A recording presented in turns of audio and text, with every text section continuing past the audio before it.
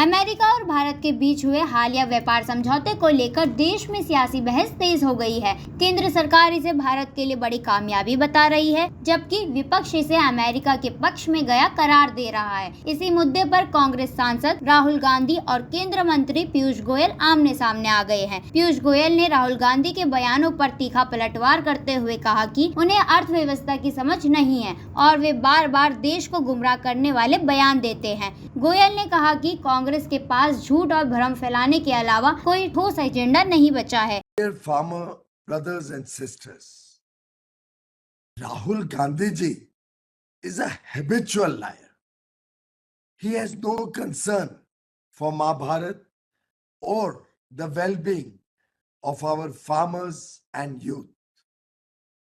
In a video released today, he has broken all records of speaking falsehood and made baseless allegations.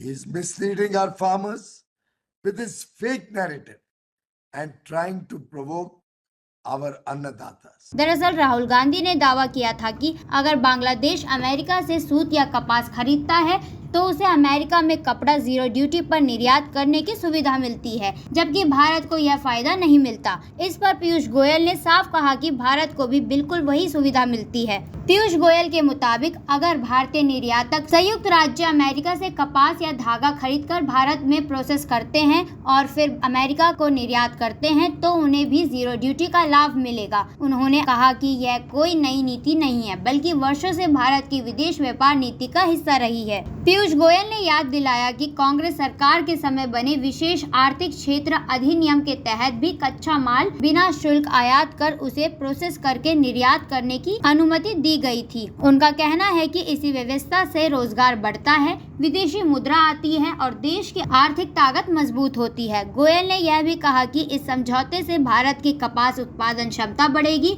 और घरेलू मांग भी मजबूत होगी। टेक्सटाइल सेक्टर में किसानों और युवाओं के लिए नए अवसर पैदा होंगे। शनिवार को प्रेस कॉन्फ्रेंस में पीयूष गोयल ने बजट की प्राथमिकताओं का भी जिक्र किया। उन्होंने बताया कि इंफ्रास्ट्रक्चर विकास के लिए 12,21,000 करोड़ रुपए का प्रावधान किया गया है और बजट का मकसद युवाओं को रोजगार, अर्थव्यवस्था को मजबूती और 140 करोड़ देशवासियों की उम्मीदों को पूरा करना है। राहुल गांधी पर निशाना साधते हुए गोयल ने कहा कि उनके पास केवल भ्रम फैलाने की राजनीति बची है और वे किसानों व युवाओं को गुमराह करने की कोशिश कर रहे हैं। अंत में उन्होंने कहा कि 2047 तक विकसित भारत का सपना सभी का साझा संकल्प है और प्रधानमंत्री नरेंद्र मोदी के नेतृत्व में देश सेवा, निवेश और रोजगार के रास्ते पर लगातार आगे बढ़ रहा है।